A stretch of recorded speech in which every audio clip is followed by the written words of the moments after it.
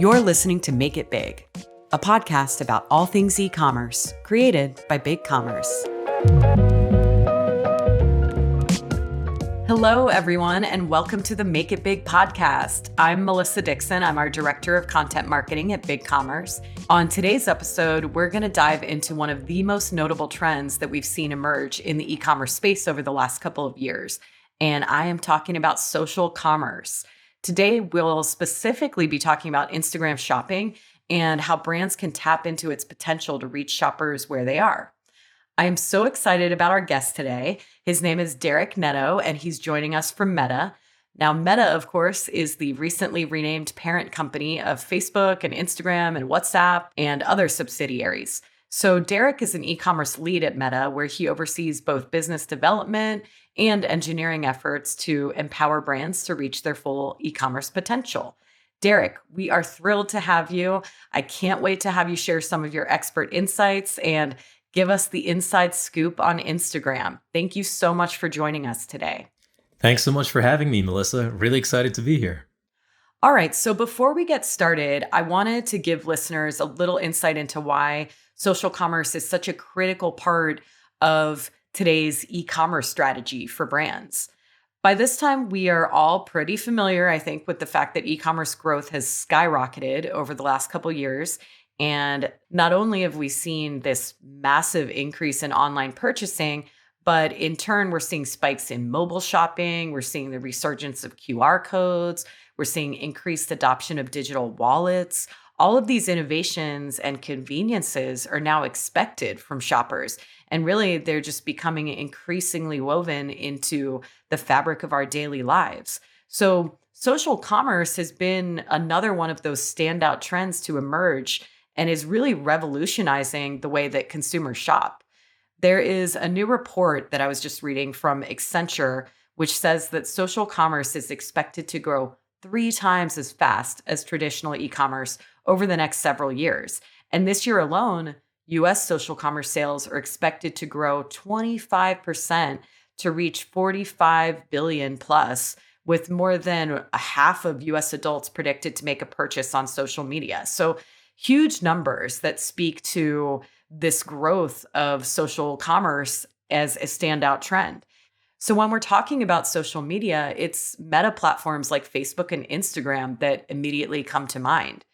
And what we're going to dig into today is all about how brands can and should be leveraging social media, especially Instagram, not only to market their products, but also to sell. Instagram has more than 1 billion users who access the platform every month. There's just so much opportunity there. So Derek is going to give us the inside scoop on some of the latest commerce trends, some success strategies and best practices, and also talk a little bit about where the future of social commerce is headed. So Derek, to kick us off, I wanted to talk about the evolution of social commerce. It's so fascinating to be witnessing all of this, innovation firsthand. Can you walk our listeners through and tell us a little bit about how the social landscape has evolved and sort of just how we got to where we are today? Absolutely. Yeah, so before we dive in, I'd like to start off by defining the word social commerce. I know a lot of times people think social commerce, that's just buying stuff on social media, but it's actually a lot more than that. Social commerce is really a shift in the way people are discovering and buying new products. It's a shift in consumer behavior, and we've seen these kinds of shifts before. First was the shift from retail to online, and then people moved away from shopping on their desktop to shopping on their mobile. And now we're in the midst of a third shift, and that's the shift from mobile to social. And when you think about social, you think about community, you think about live shopping, and you think about this dialogue between brands and their customers. And this is a type of dialogue that wasn't possible before. And we know that commerce on Instagram is definitely not a new thing. It's been going on even before we enabled these tools. So if you go back in a time machine to a couple of years ago, how were people selling stuff on Instagram? Let's say you saw a post and it had something you liked. How would you go ahead to buy it? Well, the call to action from the seller was typically something like scroll up from my post, look in my bio, and tap this link to go to my website. And that was a really tough process there that had a lot of friction, and sellers were losing buyers at every step of the way. And at the same time, us at Instagram realized that more and more businesses are using Instagram to grow their business and reach more customers. And given these two aspects together, we decided to launch Instagram Shopping. And with Instagram Shopping, what we did was we took this existing behavior and we streamlined it. We added the framework for sellers to tell their buyers to just tap on my product in the post, and then the buyer gets taken to this store that lives in Facebook, or it lives in Instagram. And from that store, they would go and click a link to finish the purchase on the seller's website, but they would be going directly to the product page of the product they were interested in. So now this Instagram Shopping had a huge lift on website traffic. The fashion brand Netto, for example, saw a 1,000% increase in website traffic once they started tagging products on Instagram. So this was going great, but we said, how can we make it even better? How can we eliminate the final points of friction? And with that thought, we decided to give buyers the ability to check out on Instagram and to buy the product within the app. So now instead of having that link go to the seller's website, you're able to press that button and complete the purchase all within the Instagram app. So now we have a situation where the entire customer journey from discovery to purchase can all happen in Instagram in an integrated and seamless way. So convenient. And we've come so far from those initial link in bio days. So yeah, it's been astounding to see. Can you remind me, when was it that Instagram Shopping started? Yes, that was 2019. Okay. Yeah, I knew it was right around then. And even since then, it's crazy. But I do remember, being already well into my marketing career and using Instagram. But I remember as a shopper when that changed from the link in bio, not having to do that anymore. What a glorious day. Okay, so let's talk a little bit about some of the trends you're seeing right now. For example, we know social commerce is most popular among Gen Z. One of the more recent stats I read is that more than half of US social media users age 18 to 24 have made purchases via a social channel. That's nuts. I mean, that's a huge amount. And I think in part because of the popularity among the younger audiences, we're also seeing more sustainable, more eco-friendly products pop up on Instagram, more clean beauty, more digital thrift stores. So those are just a few of the things that I'm up on. But what are some of the other emerging trends that businesses should be aware of, and who's driving them? So right off the bat, I need to start by mentioning the micro-influencer trend. And when I say micro-influencer, I'm talking about an influencer that has between 5,000 to 10,000 followers, but all of these followers are super engaged. These followers see the micro-influencer as an expert in their niche, and they're awaiting everything that this micro-influencer is saying. So even though they have a smaller following, they have a more engaged following. And this is really valuable because when it comes to social commerce, engagement is key. Another trend we're seeing is that larger brands are facing competition from smaller brands. And talking to a lot of companies, I know that a lot of times people get caught up in their follower accounts and feel like they need millions of followers to build a profitable business, but that's simply not the case. We've actually seen certain instances where brands with just 200,000 or 300,000 followers are outselling brands with millions of followers. And I want to clarify that having more followers is never a bad thing, but it doesn't always perfectly correlate to having more sales.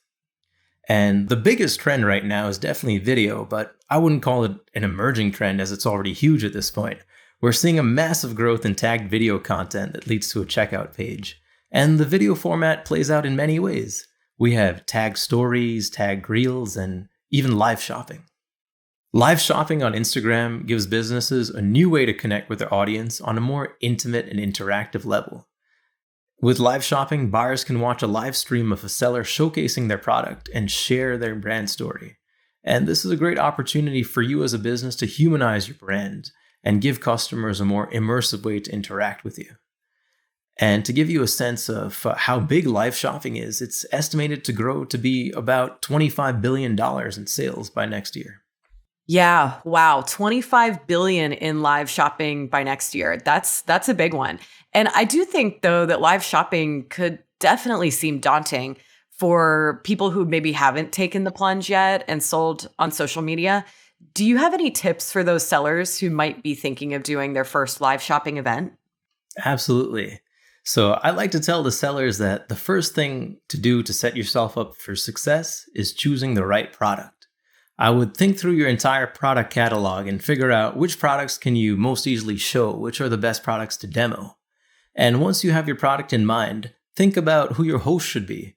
Who's going to match the energy of that product and who's going to be able to talk about it the best. And thinking about some past live streams, we've seen some brands use a celebrity influencer. We've seen other brands use industry professionals. But another pretty good strategy is that if your brand has a founding story and your founder is very central to the core of what you stand for, use the founder itself. And we've seen a lot of brands have success that way too.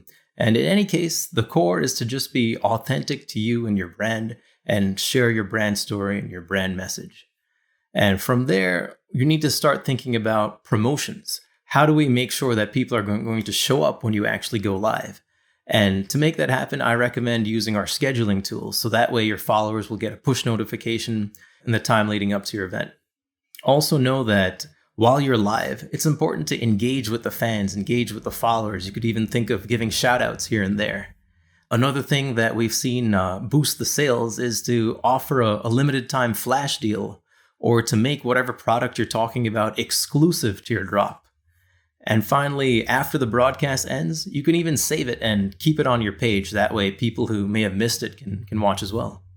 Yeah, all great advice. I love that last one too, because that's a great way to expand the life of the content. So, all awesome advice. Thank you.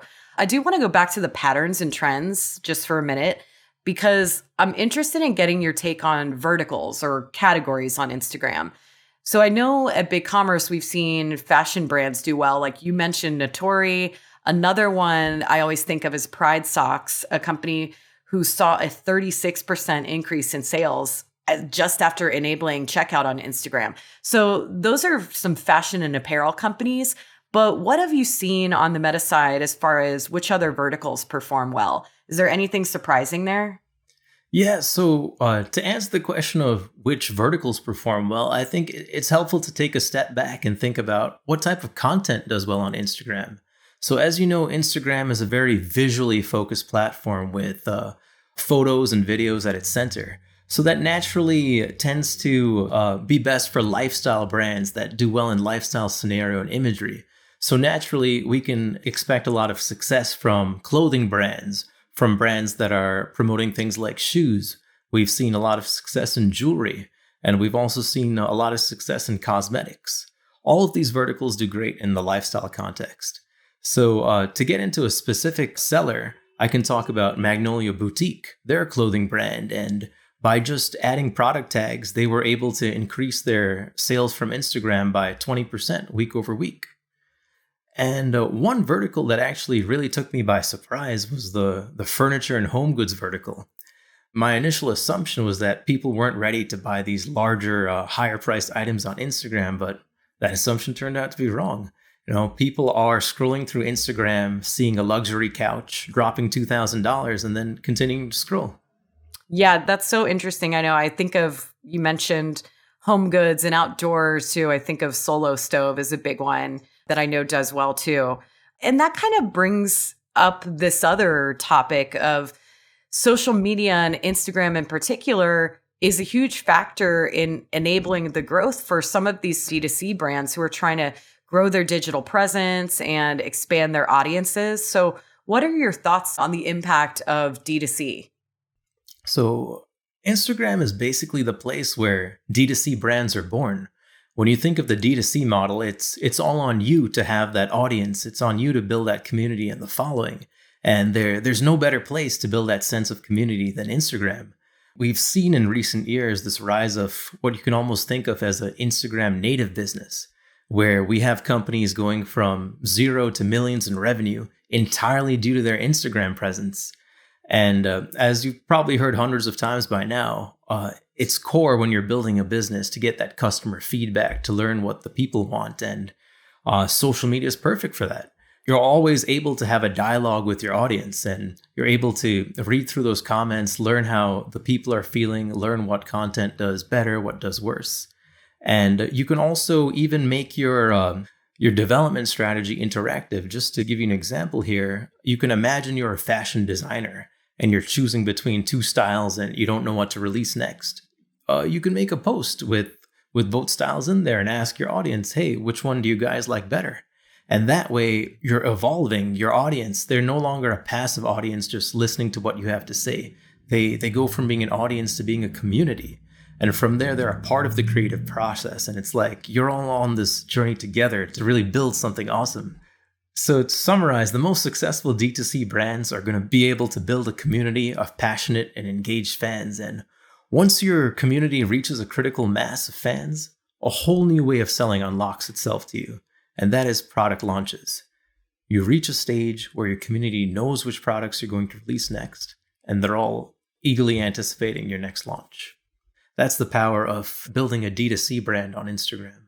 Yeah, it's so interesting. And I think when just talking about more of that enhanced customer and shopping experience, I can't help but think how we're starting to see more B2B buyers craving more of the D2C like experiences that they're used to in their personal lives. That's something that's been really interesting in some of our findings recently at BigCommerce. We had a B2B trend study where we've seen a lot of growing interest among B2Bs to leverage social commerce, and actually found that over a third of B2Bs were already using social commerce, and another 38% said that expanding into selling through social was a key goal for next year. So it'll be really interesting just to see how that evolves and if it does ever catch on for real in the B2B space.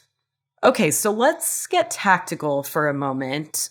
For someone who's just starting out on Instagram, what advice do you have for those businesses? What are some best practices or maybe even just lesser known tactics that they should be leaning into?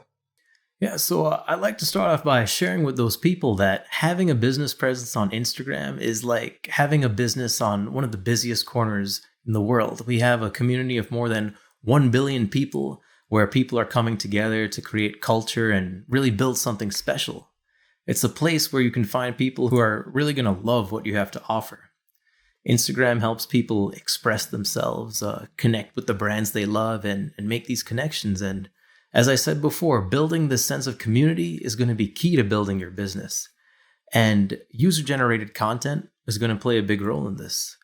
And no other platform is better at showcasing user-generated content than Instagram.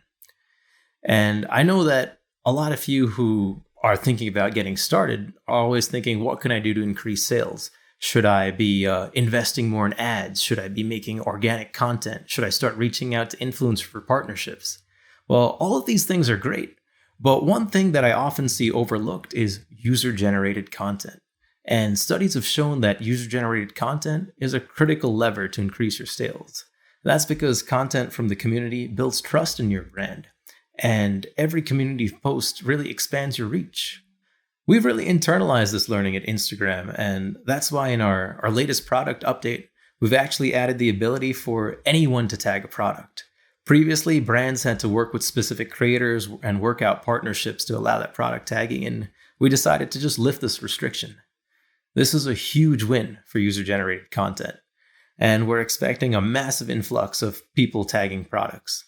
And as a business, you can see all of this community content and choose which content you want to feature on your product page. So now we've really set the stage where anyone who buys your product can become into a potential brand ambassador. And another big factor that makes Instagram great for social commerce is its integration with our existing best-in-class ad network. So with all these factors in place, you're really able to reach your customers in the most optimal and effective way. Tell me a little bit about the story selling approach. I know you had some thoughts on that, and it just sounds like a really, really helpful guidelines. Yeah, so story selling is a 4-step framework that I always advise new sellers to start out with. And it's really a way of combining the art of storytelling with the science of selling. So the first step is telling your story. Figure out what's your authentic brand message and how you can put it out there, and figure out how people are going to respond to that. And now, after you've told your story, the next step is to engage your audience. Figure out what they're into and what their preferences are. And the third step in this scenario is the actual launch. At this point, you want to double down on product-centric content. You want to push things out that put the product at the center and allow that product to sit in the stage of the story that you've already made. And finally, the fourth step is to sustain that momentum. Your product's already launched, and you want to keep that going, keep that content forward. And that way, every product is tied to the brand, and you're creating this consistent journey that you and your customers are on together. Yeah, that's a great framework and can be so useful for businesses just getting into Instagram. Another thing I know we're always telling our merchants at BigCommerce is keep your catalog up to date. That's, that's basic housekeeping. So that's something that I think it's important to emphasize can't fall by the wayside. Yeah, definitely. And another important tip is to internalize that your creative strategy is going to be one of the largest levers of your sales success. And when I say creative strategy, I'm specifically talking about what photo, video, and text you're using for your content and for your ads. And when it comes to ads, Nielsen studies have shown that your ad creative is actually responsible for about 56% of the sales lift you're going to get from digital advertising. So let's think about that. The same product that you had sitting on the shelf is now selling 56% better, all because you optimized your ad creative. So it's definitely easy to fall into the trap of thinking that, oh, any decent creative will do. Let's just push it out there and let the algorithm do its magic. But the algorithm can be working perfectly, and you're going to be bottlenecked by your creative. So always think about what's the best photo and video I can put out there. Great advice. Great advice. Yeah. Anything else you want to add on for those early Instagram merchants? Yeah, so to tell you a little bit about the best practices for mobile advertising, everyone's always wondering what ad format works better. Should I be doing video ads or should I be doing photo ads? And the answer to that is a mix actually works the best. And the thinking behind this is that asking someone who knows nothing about your brand to stop scrolling, stop looking at their family, friends, and favorite celebrities is a big ask. They know nothing about your product. So in those cases, a photo ad would be more effective. However, when the customer is deeper in the funnel and they already have some idea of what you're selling, a video actually has a huge lift in those lower funnel metrics. The video is going to get you to those add to carts and purchases. So that's why you want to appeal to people at all stages of the funnel. So these two formats are going to attract different audiences. Also, when you're thinking of video, use short form video and highlight the brand early. You want to mention your brand in the first 3 seconds. Also, be sure to put the product at the center of your video and highlight how it could be used. And another good tip is to design your videos for sound off. You can imagine that a lot of people are scrolling through their feed in public or have their phone on mute. So make sure your video is still effective if there's no sound. Yeah, great point. And I know one thing that we hear a lot of, though, is for businesses who maybe at the small stage, they might not be able to hire somebody and have that dedicated social media person. Obviously, that's the ideal scenario, having somebody to drive the calendar and post regularly. But what's the latest today as far as best practice? If you're doing this by yourself or with a very small team, what's the frequency that these businesses should at least prioritize posting? Yeah, so it's definitely a balance there, but I would say that from our own internal studies, we found that once you're creating a post with a product tag at least 5 times a month, that's when you can start to see some measurable lift. And from there, you just get more and more. But at a minimum, I would say 5 tag product posts a month is what we recommend. Okay, that's great. Well, what about on the flip side, what about those more advanced social commerce pros, if you will? What can they look forward to as far as what's new, maybe, or new, and also, what are the best tools to grow their businesses if they're a little more advanced? Yeah, so just to give you a preview of some of the new features, you can expect that we're going to have a lot more ads that lead directly to a seller's Instagram shop, where the call to action is complete the purchase on Instagram. And for the pros out there, be ready for augmented reality ads. We know that AR is now mainstream. We know that about 80% of people who are online have interacted with AR in the past year. And 3 out of 4 business leaders see AR as being crucial to their marketing strategy by 2023. So start thinking today about how you can leverage AR in your ads. You can imagine scenarios like if you're selling sunglasses, allow your buyers to try out the sunglasses in AR. Or if you have a more physical product, think of an AR experience where people can play a game with your product and get more familiar with your brand through that. And thinking even more long term, as you know, our long term vision is to build out the metaverse to be this next evolution of social connection. And we're really moving to a place where you can buy both physical and digital products in this metaverse. Looking at the road ahead, we also are going to bring NFTs to Instagram. But for these last 2 projects, the exact details are still being worked out and developed. Yeah, that's some exciting stuff. We'll have to have you back when you can talk more about that. So I know we've learned a ton. I've learned a ton. And it's been so great to have an insider's perspective on Instagram. Are there any final thoughts you'd like to leave our listeners with today? What do you think is really important for them to walk away from this episode knowing? So for our listeners, I want them to know that social commerce is going to be one of the main ways people discover and purchase products. And projections show that social commerce is going to hit $1 trillion by 2025. But don't wait until then. Brands today should be thinking about what they can do to take advantage of this upcoming $1 trillion opportunity. Great advice. Yes. Don't wait. The future of e-commerce and social commerce is now. So, Derek, where can our listeners learn a little bit more about Instagram social commerce solutions? Yeah, so if you're looking to learn more about these social commerce solutions, I definitely recommend checking out our official commerce blogs, our Instagram pages, our Facebook blog as well. And if you want to keep the conversation going, or if you have any follow-up questions, feel free to reach out to me on LinkedIn. Awesome. That's very generous of you. Thank you so much for joining us today, and truly just fascinating to get your insider's advice and your take on all these trends. So thank you again for joining us. Thanks so much.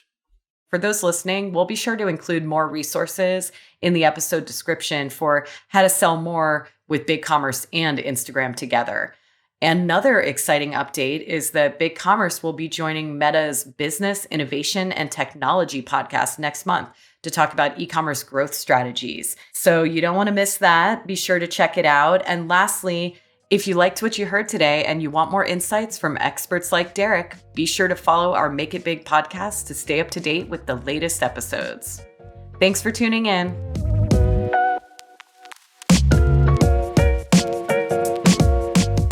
Thanks for listening to the Make It Big podcast. For even more e-commerce insights and advice, be sure to follow us wherever you get your podcasts and keep up with the latest episodes.